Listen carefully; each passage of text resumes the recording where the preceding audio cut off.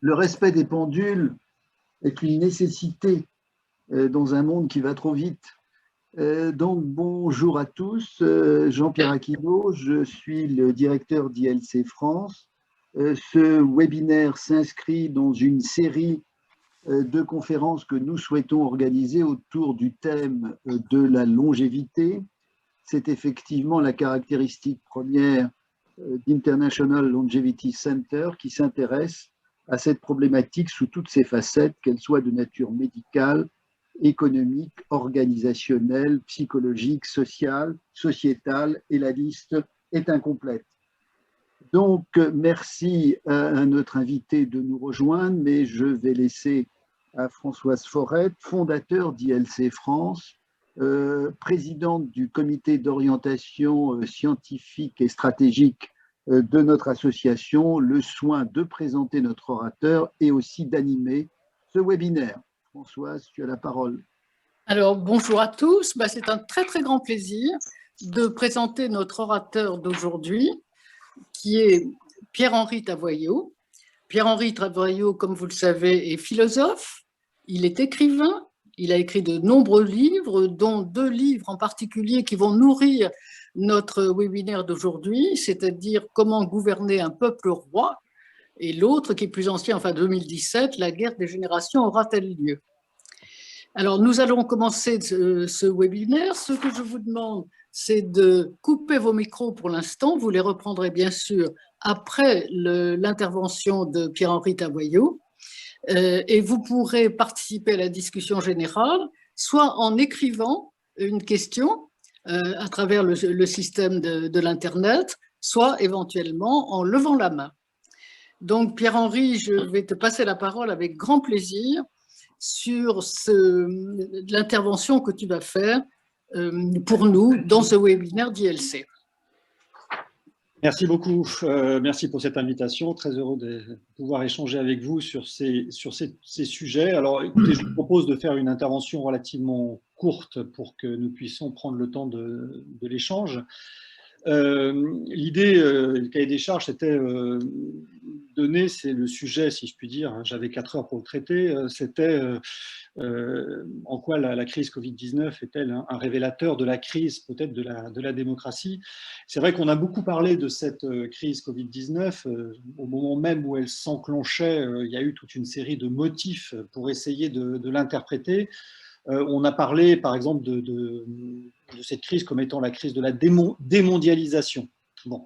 Alors évidemment, quand on a vu il y a quelques jours l'Evergreen coincé en plein milieu du canal de Suez, il fallait bien constater que la démondialisation avait largement continué pendant cette crise et que nous ne vivons pas du tout la démondialisation. Nous vivons sans doute quelque chose sur le plan des échanges avec beaucoup plus de prudence, mais on pourrait même dire à l'inverse que cette crise a été une expérience mondiale. C'est que le monde entier, ça faisait très longtemps que ça n'était pas arrivé, a vécu une expérience commune à travers cette crise. Alors évidemment de manière très très différente, dans des logiques extrêmement dissemblables, mais il y a quelque chose de commun qui s'était manifesté dans cette crise. On a aussi parlé de revanche de la nature, voire aubaine pour la planète. C'était notamment les écologistes décroissants qui défendaient cette thèse en disant, voilà, ça prouve bien que l'humanité est capable de s'arrêter. L'humanité est capable de s'arrêter. Il y a même des penseurs, des essayistes qui ont dit quand les hommes souffrent, la planète souffle. Bon, alors évidemment, je suis un tout petit peu gêné par rapport à ce type de proposition parce que certes, il y a une phase de décroissance, mais on voit exactement le type d'effets que ça a et qui sont effectivement calamiteux pour l'ensemble de l'humanité. D'abord, la catastrophe n'est pas arrivée, mais on voit en effet ce que donnerait en réalité une politique de décroissance qui serait une politique effectivement qui, pour éviter une potentielle catastrophe climatique à venir, en produirait une bien réelle ici et maintenant et bien avant. On a parlé aussi de défaite de la science. Parce qu'on avait vu sur les plateaux télévisés s'affronter des scientifiques très sérieux dans des positions radicales. Et on s'est dit, bah voilà, ça prouve que la science ne produit pas de vérité. là aussi, force est de constater que ce n'est pas tout à fait le cas. J'allais dire, cette crise a plutôt montré ce qu'était la science en vérité. La science, ce n'est pas précisément la vérité. La science, c'est le débat sur la vérité. Et donc, cette crise a été plutôt le révélateur de ce qui est la réalité du débat scientifique, c'est-à-dire des oppositions, des désaccords.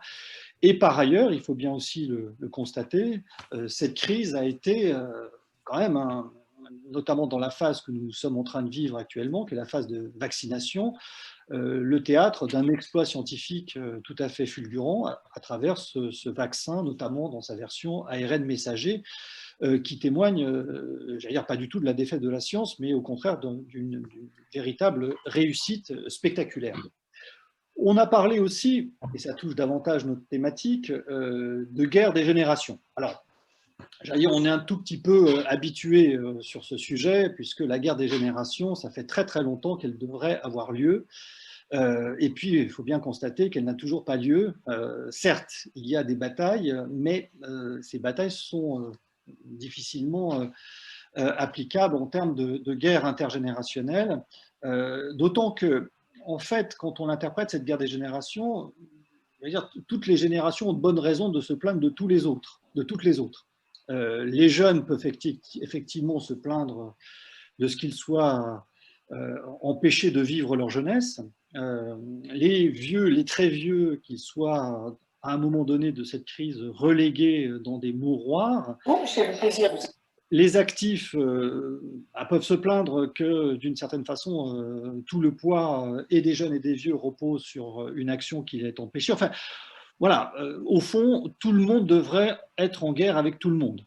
Et on accuse avec la jeunesse d'être victime, d'être coupable ou d'être victime. Les deux vont. Et donc, on a le sentiment que ce scénario des guerres des générations est utilisé dans tous les sens.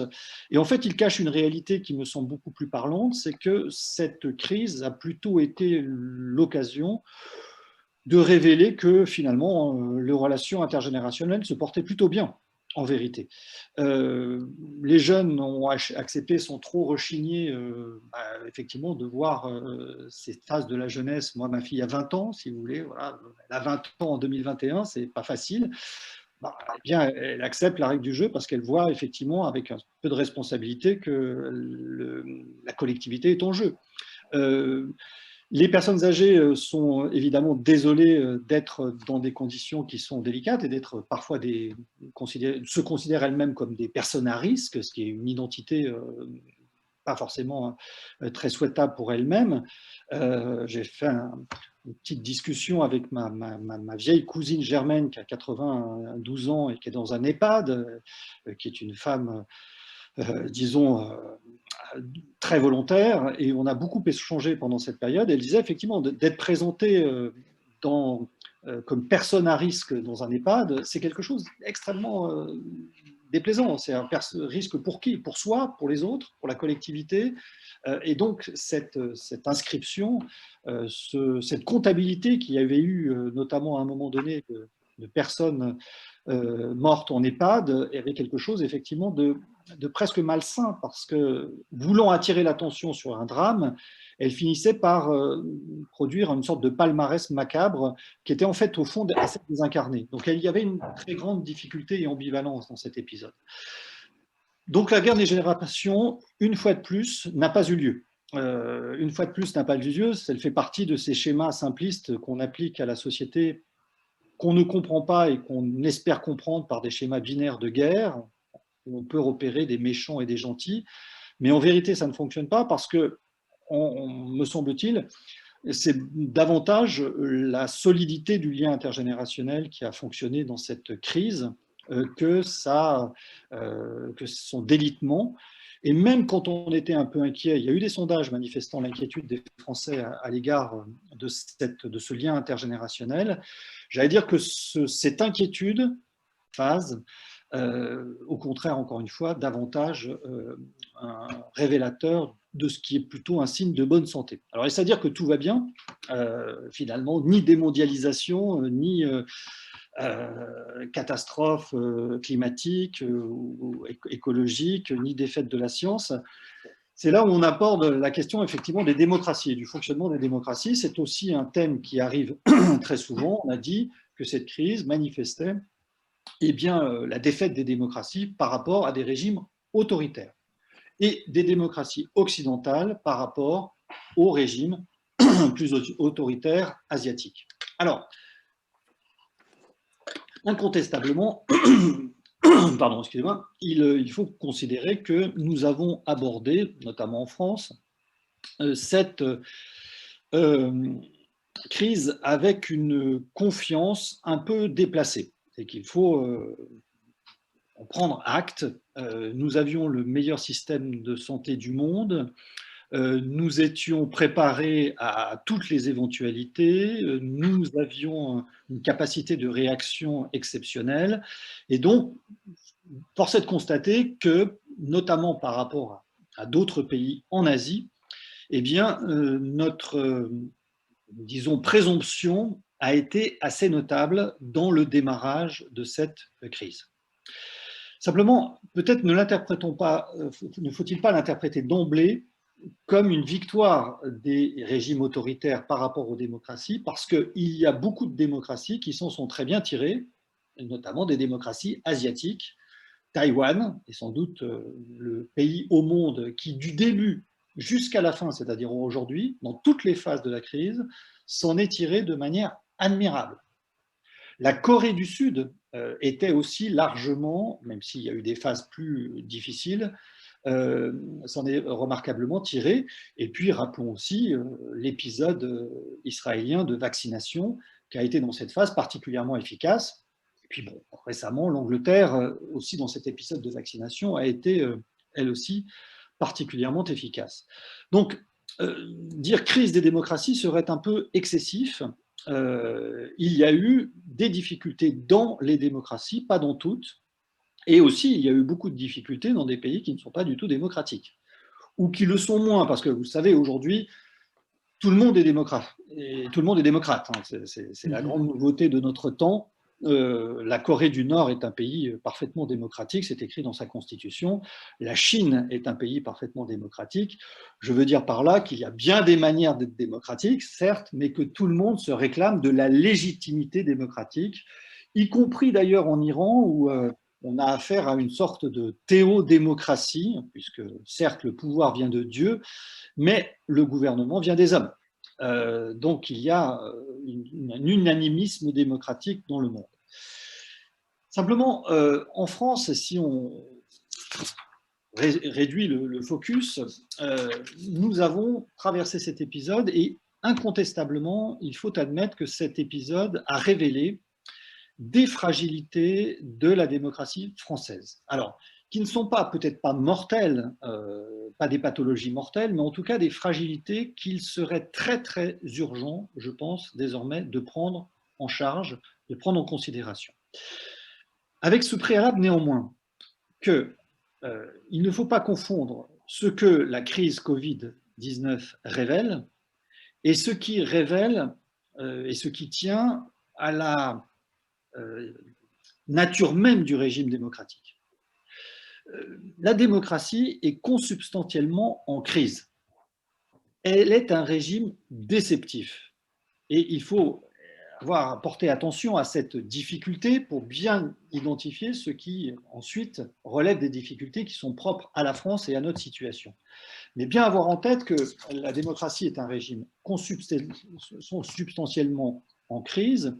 C'est un régime, si je puis dire, qui est à la fois déceptif, incompréhensible et absurde, voilà, pour le dire brutalement. Et le vrai miracle, je vais décliner ces trois termes, mais le vrai miracle n'est pas que la démocratie fonctionne mal, mais qu'elle fonctionne. C'est ça la vraie difficulté. C'est comment un tel régime peut-il fonctionner. Il faut toujours partir de cette absurdité démocratique pour ensuite identifier les vraies difficultés. C'est un régime déceptif.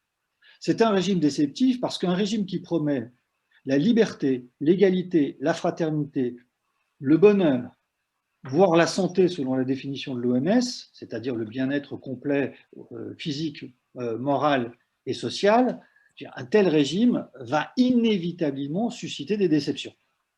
Oui, allô ? Il faut partir avec ça. Bonsoir Marie-Pierre. cette situation déceptive. Alors, moi, j'avais dit à Emmanuel. Deuxièmement, c'est un régime incompréhensible. Moi, j'ai toujours cette image pour rappeler ce qu'est la démocratie. C'est l'image du baron de Münchhausen, vous savez, ce baron légendaire germanique, qui un jour tombe dans un marais et pour se sortir de ce marais a cette idée géniale de se tirer lui-même par les cheveux. Évidemment, quand on raconte cette histoire, l'histoire n'a aucun sens. C'est exactement la démocratie. Comment un peuple décide de se sortir lui-même du bourbier dans lequel il se met. C'est ça l'autonomie, c'est-à-dire se donner à soi-même ses propres lois. Donc, pourquoi ça marche, cette affaire? Pourquoi ça marche depuis à peu près 200 ans, grosso modo? Voilà le vrai mystère. Et troisièmement, c'est un régime incompréhensible parce que quand on y réfléchit, sa définition la plus célèbre, c'est celle de Lincoln, c'est le gouvernement du peuple, par le peuple, pour le peuple. Nous ne savons même pas ce qu'est un gouvernement et nous ne savons pas du tout ce qu'est un peuple. Donc, à partir de là, qu'est-ce que le peuple? Cette question même devrait nous laisser dans l'embarras le plus total. Et en général, quand on tente de répondre à cette question, on va chercher autour de nous pour voir si on rencontre le peuple, on ne le voit jamais. Ne le voyons pas, on se dit, solution facile, je ne sais pas qui est le peuple, mais peut-être saurais-je qui sont les ennemis du peuple. Donc on va chercher les ennemis du peuple. Et puis la liste va être tellement importante qu'à la fin, finalement, il y aura tellement d'ennemis du peuple, les élites, les assistés, les émigrés, les énarques, que sais-je, qu'on sera tout seul, et ce seul dira « le peuple, c'est moi », jusqu'à ce qu'on reparte pour un tour dans cette quête frénétique du peuple. En vérité, nos régimes sont fondés sur une conception qui les sauve, qui consiste à dire que le peuple n'a pas qu'un seul visage. Le peuple est multiple. Au fond, 3 visages principaux. Premier visage, le peuple, c'est la société, c'est-à-dire les gens qui vivent ensemble. Mais ça ne suffit pas. Le vivre ensemble ne suffit pas pour faire un peuple. En plus du vivre ensemble, il faut le vouloir vivre ensemble. Ce qu'on appelle le peuple-État, qui assure un peu de pérennité dans ce vouloir. Un passé, un présent, un avenir. Et ça ne suffit pas encore, puisqu'il faut vivre ensemble, vouloir vivre ensemble, et en plus, vouloir discuter de la manière dont on veut vivre ensemble. Vouloir discuter ensemble de la manière dont on veut vivre ensemble. Ça, c'est le peuple opinion. Donc déjà, dans le peuple de nos démocraties libérales, il y a 3 formes. Le peuple société, le peuple État et le peuple opinion. Déjà une manière d'aborder, mais qui complique les choses. Et puis on peut ajouter une deuxième piste, et c'est de celle-ci dont je vais parler pour conclure, c'est de considérer que le peuple, au-delà des visages qu'il adopte, est d'abord et avant tout une méthode. C'est une méthode d'action collective. Et au fond, la meilleure définition du peuple de la démocratie n'est pas de lui trouver un visage, parce que si on lui trouve un visage, on va immédiatement être tenté d'usurper le nom du peuple, mais c'est une certaine manière de faire, de décider collectivement, qui passe par 4 étapes. Il faut des élections, des délibérations, des décisions et de la reddition de comptes. Voilà le peuple de la démocratie qui est une méthode collective et non pas un visage unique. Des élections, des délibérations, des décisions et de la reddition de comptes. Il faut par les élections autoriser des gouvernants, leur donner de l'autorité. Il faut par des délibérations accompagner et préparer les décisions. Il faut des décisions qui tranchent et il faut ensuite rendre des comptes, c'est-à-dire examiner les séquences et voir comment ces séquences se sont passées. La démocratie est le seul régime qui prévoit la fin du pouvoir, le moment où, effectivement, le dirigeant va quitter ses fonctions. Et on sait qu'en France, ça arrive très souvent. C'est même la règle de toute majorité depuis au moins 1981. Donc, nous avons cette méthode démocratique et c'est peut-être, pour conclure ici, à travers cette méthode démocratique qu'on peut examiner effectivement la situation de la crise, voir ce qui a été fragile. Du côté des élections, bon, j'allais dire les élections ont eu lieu, celles qui ont eu lieu pendant la crise ne se sont pas très bien passées. Il est probable que les régionales ne se passeront pas très bien non plus, parce que la campagne électorale, qui est le pilier des élections démocratiques, va être un peu entravée, donc ce n'est pas une très bonne chose. Mais malgré tout, les élections ont permis d'avoir un certain nombre d'élus en poste, aussi bien les maires que les présidents des exécutifs des collectivités locales et puis évidemment de l'exécutif national. Ce qui est intéressant de noter, c'est que, contrairement à ce qu'on dit souvent, la crise rend les démocraties plus gouvernables. Très difficile à gouverner par temps calme. Les crises, alors soit les tuent, ces démocraties, c'est juin 40, hein, n'oublions pas ce genre de situation, mais quand nous ne sommes pas dans ces abîmes terrifiants de déclin, les crises ont tendance à renforcer les pouvoirs exécutifs. Vous voyez la séquence que nous avons vécue, les Gilets jaunes, c'était une très grande demande d'horizontalité. La crise Covid, c'est une très grande demande de verticalité. Même si on critique aujourd'hui l'exercice solitaire du pouvoir, les crises sont favorables aux pilotes, aux gouvernants, incontestablement. Et par rapport au temps calme, les objectifs sont beaucoup plus identifiés, beaucoup plus perceptibles. Même s'il y a beaucoup de débats, et de débats critiques, nous participons tous de notre côté, malgré tout, les objectifs, les finalités, sont plus clairs que par le temps calme. Et d'ailleurs, même si les Français critiquent très massivement les décisions des gouvernants, disons, il n'y a pas, sur le plan des enquêtes d'opinion, une dévastation et une crise de confiance absolue. Elle est présente, bien sûr, mais elle n'est pas absolue. Et dans l'ensemble, les décisions sont généralement assez bien prises. Donc, premier point, élections. Deuxième point, les délibérations. Alors, il ne faut pas confondre délibération et bavardage. Nous bavardons beaucoup, et c'est une bonne chose, ça fait partie de la vie démocratique, mais la délibération démocratique, ce n'est pas la discussion, ce n'est pas l'échange, ce n'est pas la conversation, c'est étymologiquement l'examen avant et pour la décision. L'examen avant et pour la décision. Et de ce point de vue-là, il y a eu quelques faiblesses de notre espace délibératif, précisément parce que le temps est troublé pour la délibération démocratique, du fait des réseaux sociaux, du fait de toute une série de fake news, enfin, qui sont bien connus, du fait d'ailleurs de réseaux sociaux, on pourrait y revenir dans la discussion, qui ne sont pas spontanément favorables à l'idée démocratique. Ils sont plutôt anarchistes, soit aristocratiques, mais pas spontanément favorables à la logique démocratique, mais ne désespérons pas, il se peut très bien que la démocratie puisse, à terme, et ça commence, apprivoiser ces nouvelles technologies de l'information qui ont profondément déstabilisé l'espace public démocratique. La crise Covid-19 en a été le théâtre, mais en même temps, on a pu voir un très grand goût et un appétit des Français, de façon générale, pour les anciens médias. Pour les anciens médias, c'est-à-dire les médias qui avaient de l'autorité. Les audiences des chaînes de télé, les sites internet et les ventes des journaux se sont considérablement accrues avec l'idée qu'il y avait là des marques qui consistaient aussi à de la valeur dans l'espace public. Donc ce retour à la valeur, ce retour à des signatures, ce retour à une forme de confiance dans le discours journalistique n'est pas à négliger. Troisième élément, la décision. Alors, la décision, il faut partir du fait qu'aucun d'entre nous, je crois, ici, ne souhaiterait être à la place de ceux qui prennent les décisions en ce moment. Je pense qu'il faut avoir cette modestie-là essentielle. Raymond Aron avait cette phrase que j'admirais beaucoup. Il disait, chaque fois que je fais un commentaire politique, je me demande toujours qu'est-ce que je ferais si j'étais à la place de. C'est vrai que ça calme beaucoup. Ça calme beaucoup. Ça ne veut pas dire qu'on ne doit pas critiquer. Je pense que la critique peut en être démultipliée, mais aussi plus responsable.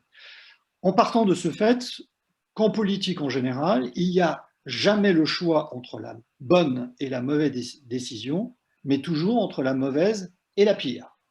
Si ce n'était pas le cas, on n'aurait pas besoin de politique. Donc il faut toujours avoir en tête l'idée que de présenter des scénarios antagonistes qui ont tous des inconvénients, entre lesquels il faut évidemment choisir le moindre. Là, on peut effectivement examiner cas par cas les situations où on peut dire qu'effectivement il y a eu des défaillances dans les décisions ou au contraire des moments positifs. Je pense au discours d'Emmanuel Macron par exemple lors du deuxième confinement, qui est un discours qui m'avait assez séduit parce qu'il était très pédagogique, présentant les options et choisissant effectivement en fonction des options laquelle était à prendre et laquelle était à rejeter. D'autres décisions étaient plus néfastes. Je pense que notamment la politique de vaccination initiale était calamiteuse, avec l'idée qu'on va commencer en diesel, avec l'idée qu'une politique qui était tétanisée par la peur de ceux qui avaient peur de la vaccination. Et ça, c'était vraiment extrêmement néfaste. On l'a vu avec l'épisode aussi AstraZeneca de la suspension au nom du principe de précaution utilisé de manière absolument sidérante, complètement à contre-emploi. Et donc, il y a eu là véritablement des ratés. Mais des ratés qu'on peut envisager, non pas en disant que c'était la bonne ou la mauvaise, mais que c'était la pire des solutions et pas la moins mauvaise, si je puis dire. Et puis, je terminerai par là, dernier moment, le moment de la reddition des comptes. Et reddition des comptes, rendre des comptes, c'est le moment de la responsabilité que nous avons souvent tendance à confondre à l'idée qu'il faut dégager les politiques parce qu'ils sont mauvais, ou leur faire des procès et les mettre en tôle. Pour le moment, c'est un peu le degré zéro de la reddition des comptes, c'est-à-dire nous voulons soit les virer, soit les mettre en prison. La reddition démocratique des comptes, ce n'est pas ça. Et nous ne savons pas encore exactement ce que c'est.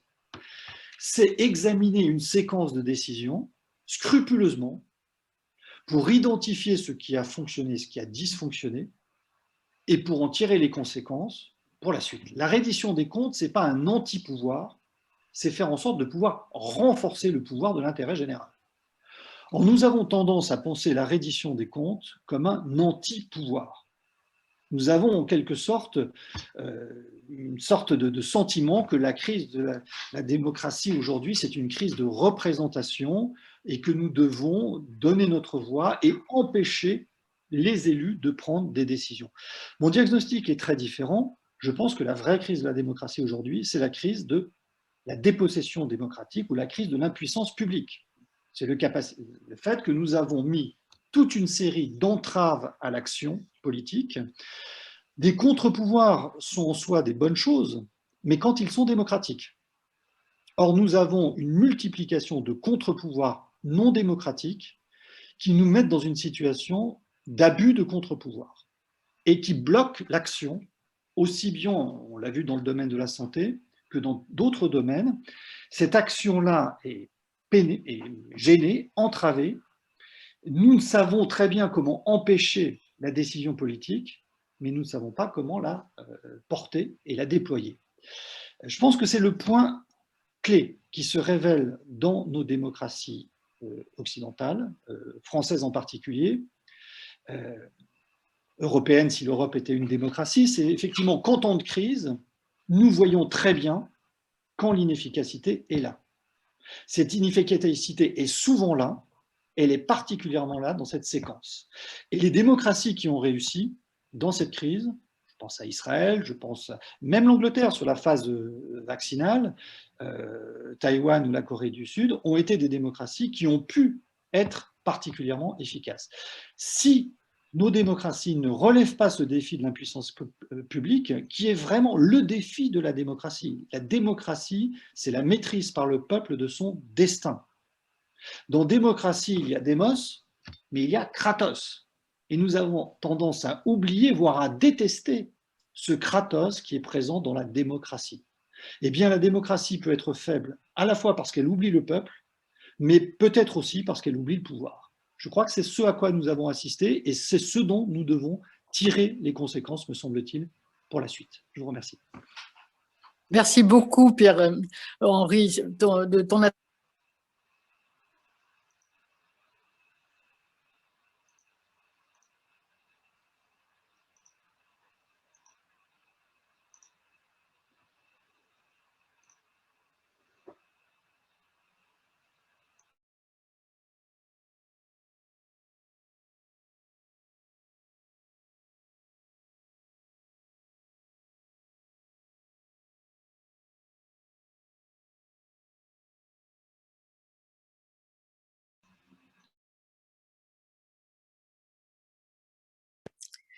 quelquefois, je trouve que la critique permanente, quelles que soient les décisions qui sont prises, sont absolument insupportables et antidémocratiques.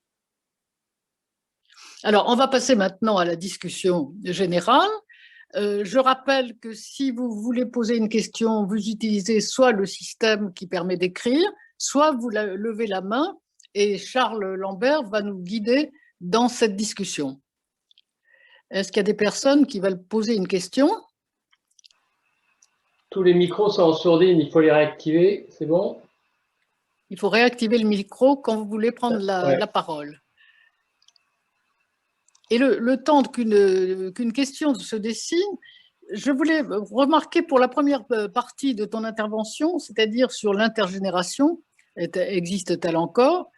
Ce que tu avais dit dans ton livre qui m'avait, moi, beaucoup frappé, c'est que finalement, le lien entre les générations, autrefois, mais il y a longtemps, était un lien subi, tandis que maintenant, c'est un lien qui finalement est désiré.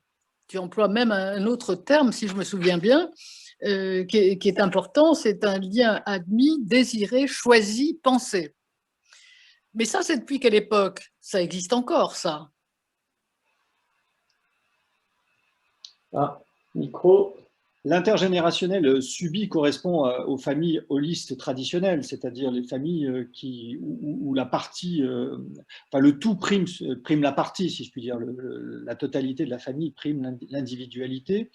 Et donc le lien, comme dit Durkheim, est un lien mécanique, c'est-à-dire qu'on va voir la vieille grand-mère ou la vieille tante qui sont mauvais, mais voilà, parce que c'est la vieille tante qui, même si elles sont mauvais, on va la voir. Donc voilà, ça transcende comment dire, l'affect et les sentiments. Alors évidemment, tous les sociologues de la famille, avec l'individualisme, prévoyaient que cette famille éclata, et donc ils annonçaient l'idée que la famille, effectivement, allait s'éclater. La famille est éclatée, mais le lien familial, le lien intergénérationnel reste très fort parce qu'il s'est transfiguré, il est passé de l'obligation à l'affection. Ce en quoi il est aussi plus fragile, parce qu'effectivement, là où il y a affection, il peut y avoir aussi désaffection. Mais ce lien est pensé, il est réfléchi. Un des liens qu'on remarque le plus de nos jours et qui est très étudié, c'est le lien petits-enfants-grands-parents, qui est un lien au fond assez récent. Ces héros sont Proust ou Victor Hugo, enfin récent à l'aune de philosophes, hein, ça date du 19e siècle. C'est assez récent, cet éloge de la grand-parentalité et l'art d'être grand-père de Victor Hugo, c'est l'idée que, à l'image du patriarche rigide de jadis, eh bien, il va devenir grand-papa, papy gâteau, affectueux, aimant, racontant des histoires et apportant une forme de transition nouvelle, marquée du sceau de l'affection, de l'amour, de la tendresse et non plus du sceau de la transmission du nom, de la dignité et de l'honneur. Donc cette reconfiguration des liens intergénérationnels à la faveur de la reconfiguration de la famille sous le coup de l'amour est tout à fait importante et notable. Et c'est ce point-là qui est un point qui témoigne du fait que c'est à la fois beaucoup plus solide parce que c'est affectueux et c'est aussi plus fragile parce que c'est affectueux. Voilà, c'est les deux ensemble, mais qui ne disparaît pas. Mais on voit bien à l'heure actuelle que ça a sauvé quand même une partie des difficultés de la crise. Absolument, c'est le point. On a tellement de motifs d'être pessimiste qu'il ne faut pas se priver des motifs d'être optimiste. C'est la très très bonne nouvelle. C'est la très très bonne nouvelle. C'est-à-dire que cette solidité du lien intergénérationnel, je crois qu'on a tous assisté, dans la famille et même ailleurs, d'ailleurs ça irradie au-delà, est quelque chose qui témoigne effectivement de la solidité de notre société. Alors, Madame Fazer, qui avait levé la main. Oui, bonjour, m'entendez-vous? Oui. Oui. Bonjour, je suis Martine Fazer, je vous appelle de Guadeloupe. J'ai suivi une partie de cet entretien avec bonheur.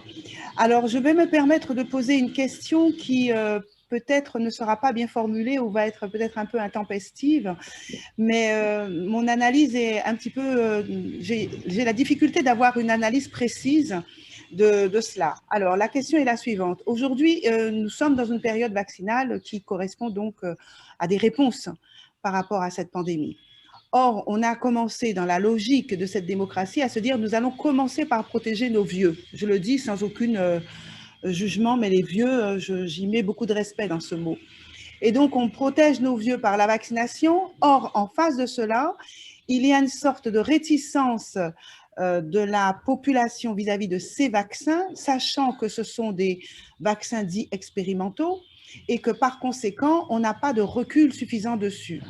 Donc, question, pourquoi faire ce choix, puisque nous voulons protéger nos vieux, de les vacciner avec quelque chose d'expérimental sur lequel nous n'avons pas un retour nous donnant suffisamment, on va dire, de résultats sur la manière dont celle-ci peut être acceptée ou en tout cas de la réaction qu'il peut y avoir sur ces vaccins. Donc, je trouve qu'il y a quelque chose là qui me paraît antinomique. C'est à la fois on les protège, mais en même temps on les vaccine avec quelque chose qui n'est pas un vrai vaccin, mais qui est encore dit expérimental. Comment peut-on analyser cela ? Alors, à ma connaissance, mais je pense qu'il y a des gens plus compétents dans la salle que moi, ce n'est pas du tout un vaccin expérimental. Les vaccins ont passé systématiquement tous les niveaux de qualification. Et donc, on n'est pas du tout dans l'expérimentation. Là, ce sont des vaccins qui sont accrédités. Le fait qu'ils soient nouveaux, la nouvelle technique, notamment pour les vaccins ARN messagers, qui sont des choses absolument extraordinaires. Enfin, c'est fulgurant et passionnant de rentrer dans ce qui s'est passé dans ces vaccins. Enfin, c'est quelque chose. Rentrer, faut se plonger dans ces technologies qui sont bouleversantes. Hein. Tout ce qui relève de l'ARN messager est proprement fascinant. Donc, ce n'est pas du tout une prise de risque. En l'occurrence, nous avons une situation, en tout cas c'est ma position, qui est une situation de crise très grave. Comme je le disais, il n'y a pas de bonne ou de mauvaise solution. Le risque zéro en la matière, il n'existe pas, et c'est une illusion de le prendre. La seule manière de sortir de cette crise grave, très grave, pour tout le monde, pour toutes les générations, c'est la vaccination. Donc, il ne faut même pas, me semble-t-il, c'est la position. En tout cas, je me suis fait vacciner il y a quelques jours. J'ai eu la chance de trouver des doses superflues, qui allaient être jetées. Donc, c'est de la vaccination globale. C'est la seule solution possible. Et si nous ne le faisons pas, il y aura par ailleurs beaucoup de drames. C'est-à-dire que, voilà, là c'est un équilibre et un bilan. Donc, la question n'est pas de se poser, me semble-t-il, n'est pas de se poser s'il faut se faire vacciner ou pas. Il faut se faire vacciner parce que si nous ne faisons pas vacciner, la situation mondiale, nationale, locale, sera absolument dramatique. Donc, c'est l'urgence absolue pour sortir de cette crise qui a fait suffisamment de dégâts, et pas simplement des dégâts en termes de morts, mais des dégâts en termes de dégâts psychiques, de dégâts économiques. En fait, je pensais au départ que vous alliez poser la question en disant et pourquoi ne faudrait-il pas vacciner les jeunes d'abord ? Ce qui est une autre possibilité, puisque les jeunes… Oui, c'est vrai, ça aurait pu être cette question-là, mais étant donné que je suis sensibilisée à cette question parce que j'organise un salon qui s'appelle le Salon Senior, donc c'est vrai que je suis attentive à ce qui se dit et à ce qui se fait pour ce milieu.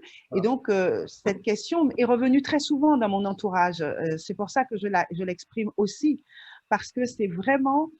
autour de moi, lorsque je dis que je vais préparer la 7e édition de ce salon, c'est une question à bas mot qui est souvent posée parce qu'il y a, vous vous en doutez, des craintes par rapport à ça, mais la question se pose par rapport aux vieux en se disant mais pourquoi les vacciner si on n'est pas sûr de la qualité de ce qu'on leur propose ?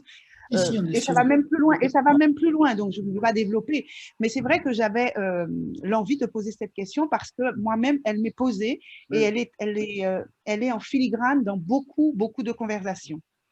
On a même reproché à l'inverse de pas que nos procédures d'accréditation scientifique de ces vaccins ont été trop longues et trop bureaucratiques. Donc, on n'est pas dans un vaccin expérimental, on est dans un vaccin qui est considéré comme fiable. Et voilà, avec des effets secondaires comme il y en a comme pour tous les vaccins. Mais de ce point de vue-là, vraiment, je pense que le bilan des risques est vraiment à prendre en compte. Ne pas se faire vacciner aujourd'hui représente effectivement une catastrophe pour la suite, pour l'avenir. On va peut-être prendre une autre question. Il y en a 3 en attente. Jean-Pierre Widmer, maintenant. Oh, merci. Voilà. Bonjour. Je vais essayer d'être très succinct. J'ai une remarque et une question. La remarque, c'est concernant le contre-pouvoir non démocratique dont vous faisiez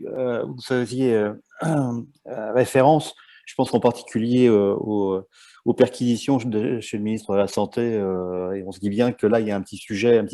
Ceci étant, et c'est ma remarque parce que je ne vais pas vous mettre la question, c'est pas facile d'avoir une balance équilibrée pour ce genre de choses.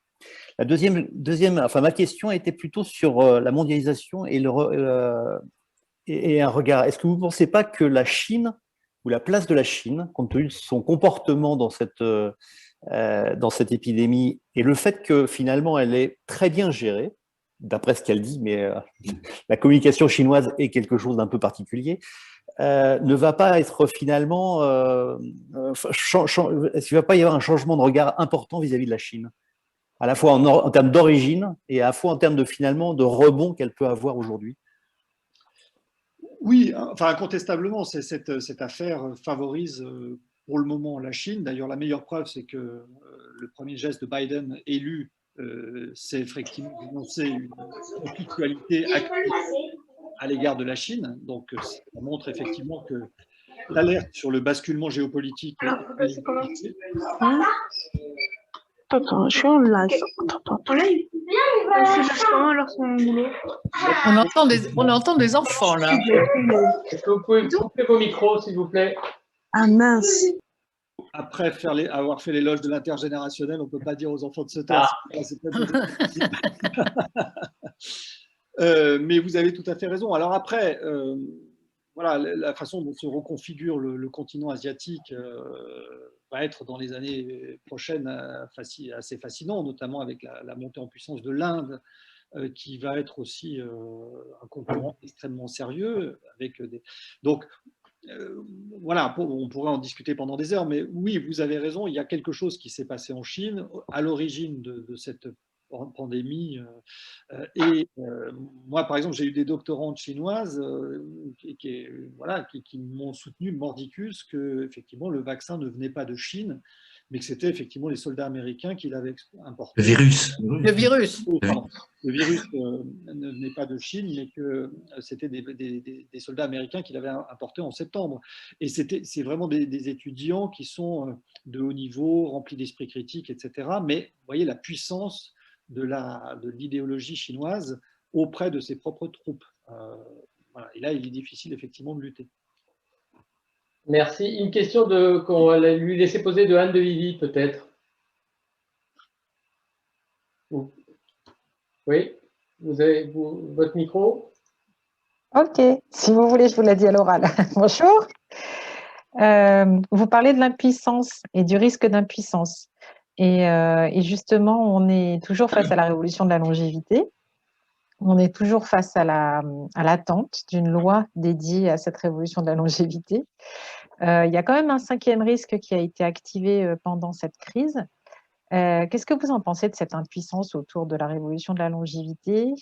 Ça, c'est la première question. Et qu'est-ce que vous pensez de l'impensé autour du fait qu'on pourrait vieillir debout, même avec une maladie compliquée, comme les maladies neuroévolutives? Merci de votre réponse et bravo. Merci à vous. Écoutez, moi, c'est vrai que sur le 5e risque, je suis un fanatique de la proposition de Françoise Forette et que je trouve que la position la plus raisonnable sur ce sujet-là, et donc j'y adhère à fond. C'est effectivement une assurance obligatoire qui soit, parce qu'effectivement, la question, c'est le financement. Par ailleurs, sur les questions de longévité, il me semble que nous sommes dans une 3e révolution de la longévité qui est absolument sidérante sur le plan scientifique. La première, c'est, si je puis dire, celle qui a vu nous faire passer l'humanité de l'âge des patriarches. Je crois que ils avaient 563 ans en moyenne. Donc ça a été un premier déclin. Puis après, celle de la modernité qui fait l'espérance de vie qui remonte. Et la 3e que nous vivons, basée sur notamment les techniques de rejuvénisation cellulaire, qui me semblent sidérantes. Enfin, le professeur Yamanaka au Japon, qui a réussi donc à faire régresser des cellules adultes en cellules souches. Et puis en France, Jean-Marc Lemaître, qui parvient à faire régresser des cellules adultes, des cellules sénescentes en cellules souches, là, il y a un potentiel qui me paraît mais juste sidérant effectivement, vieillir debout et toutes ces maladies évolutives. Donc, c'est pas une politique. La politique doit être effectivement une politique au sens du cinquième risque, mais aussi une politique qui déploie des aides financières importantes, des investissements financiers sur ces recherches qui sont prometteurs à un point tout à fait inimaginable. Enfin là, pour le coup, on est vraiment dans des registres sidérants, proprement parler, même si ça va être très long. Et les problèmes éthiques, en vérité, ne sont pas si importants que ça. Je joue un peu contre ma paroisse ici, parce que finalement, rejuvéniser une cellule ou prendre un antioxydant, la différence est pas, enfin, du point de vue éthique, n'est pas sidérante en termes de nature. Donc voilà, il me semble qu'il y a là quelque chose qui est tout à fait enthousiasmant sur le plan scientifique et que c'est un point sur lequel les philosophes devraient travailler davantage. Bon, une question de Sophie Moulias. Oui. Bonjour. Je ne sais pas si vous m'entendez. Oui. Merci. Merci beaucoup pour votre propos et pour votre enthousiasme, en particulier sur le lien intergénérationnel. Enfin, voilà, merci d'avoir cité Hugo, parce que je pense que la crise du Covid nous aura montré qu'au cas où il y en a qui auraient des doutes, la longévité avait un sens et qu'en tout cas, l'intergénérationnel, enfin que les jeunes d'aujourd'hui ont besoin des jeunes d'hier et des moins jeunes aussi, et qu'on ne peut pas fonctionner les uns sans les autres. Enfin, ça nous aura bien démontré ça, et ceux qui, comme moi, ont des enfants aujourd'hui qui ne vont plus à l'école peuvent continuer de témoigner de ça. Moi, j'ai plutôt une question de professionnel de base par rapport à ce qu'on a vécu sur les ordres du discours. Enfin, moi, je trouve que la démocratie, c'est de la parole, enfin, c'est le fait que chacun puisse aussi parler.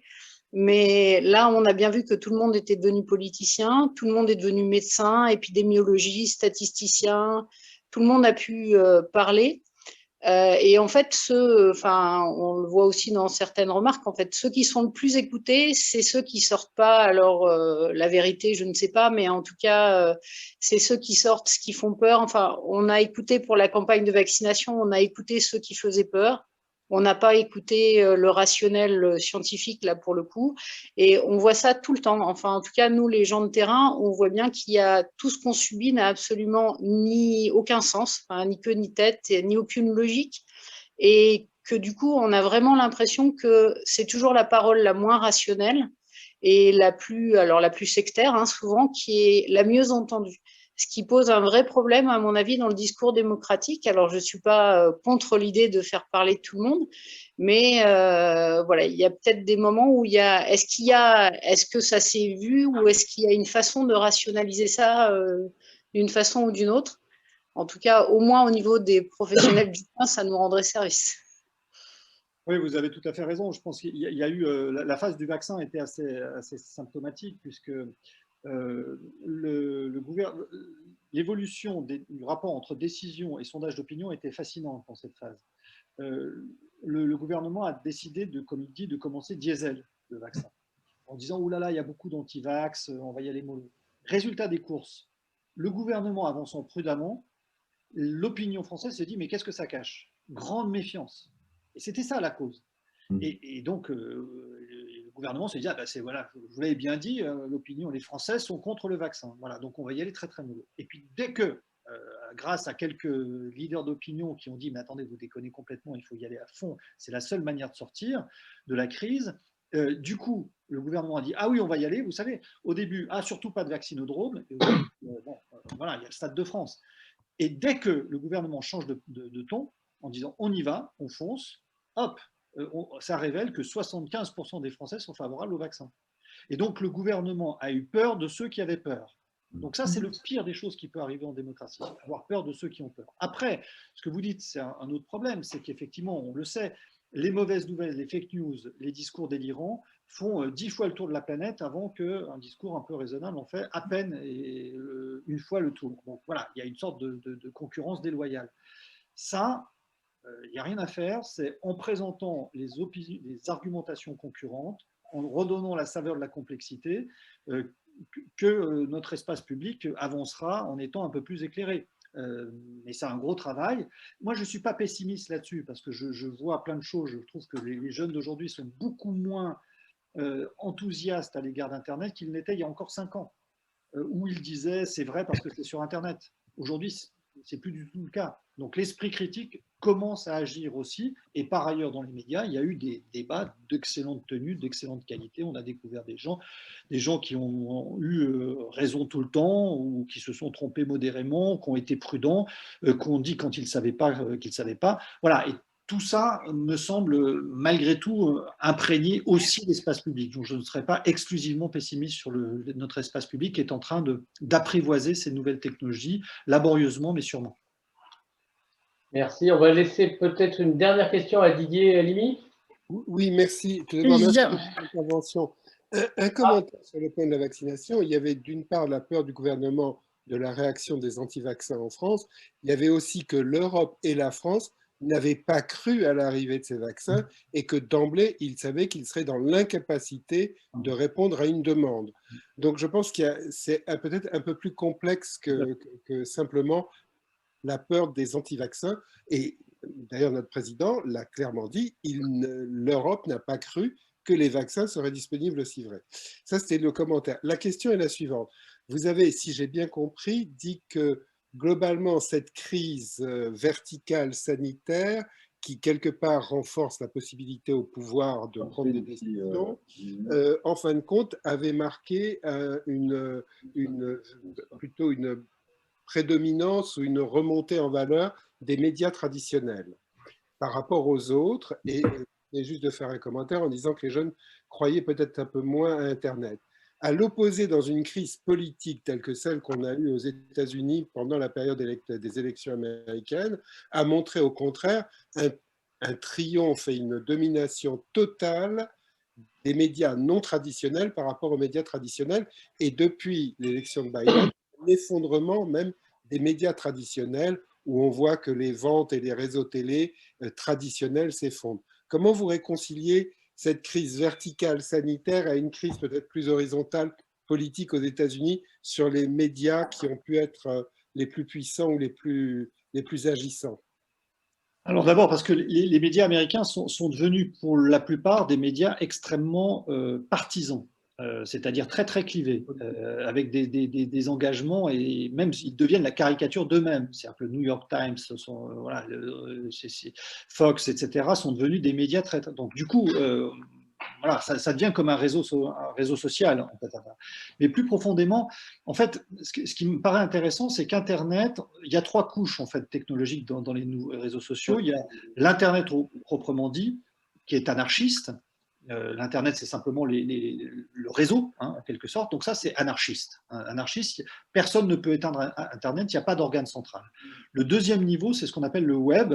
Le web, ce sont les applications qui permettent de trouver les informations sur Internet. C'est Google, c'est les moteurs de recherche, c'est les messageries. Et le web est aristocratique. Internet est anarchiste, le web est aristocratique. Pourquoi aristocratique? Parce que c'est le plus cliqué qui arrive en tête. Ou si on ne clique pas, c'est celui qu'on paye le plus cher. Et le troisième niveau, c'est le web 2.0, c'est ce qu'on appelle les réseaux sociaux, troisième niveau de la technologie, les réseaux sociaux, Facebook, Twitter, etc., qui sont communautaristes. C'est-à-dire qu'on est entre amis et on a l'impression que le monde pense comme nous, puisqu'on n'a que des gens qui pensent comme nous. Et donc, anarchie, aristocratie, communautariste. Aucune de ces couches n'est favorable à la démocratie. Donc, c'est pour ça que la démocratie se trouve déstabilisée par ces réseaux sociaux, parce que l'idéologie porteuse par ces 3 couches est contraire à l'idéologie ou adverse de l'idéologie démocratique. Mais je pense que ce qui est en train de se passer doucement et progressivement, c'est que la démocratie tente d'apprivoiser ces réseaux sociaux. Je pensais notamment à Alex Stamos, qui était dans les dernières élections passées le 6 mai, celle d'avant aux États-Unis, le directeur de la sécurité de Facebook, qui a démissionné de Facebook, parce qu'il, lui, qui était un geek californien, néolibéral, libertarien, hostile à toute action de l'État, s'est dit, on s'est fait avoir.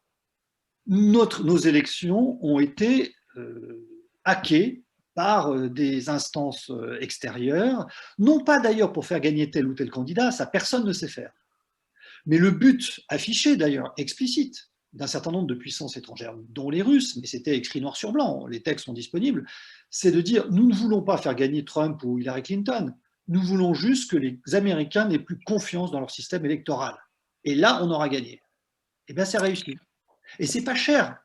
C'est pas parce que ce sont des méchants Russes, c'est qu'il est dans l'intérêt de la Russie, défendre ses propres intérêts, que l'Amérique soit faible. Et donc, le bon moyen pour y parvenir, soyons de la réelle politique, c'est de déstabiliser la confiance dans la démocratie américaine. C'est aussi simple que ça. Ils l'ont fait avec la France, ils continueront de le faire, et avec toutes les démocraties, non pas parce qu'ils sont méchants, mais parce que c'est pour eux le moyen de défendre leurs propres intérêts. Voilà. Et bien, face à ça, les démocraties doivent tout simplement réagir. Pas en étant agressifs forcément vis-à-vis de la régime, mais en défendant leur espace public et leur trésor.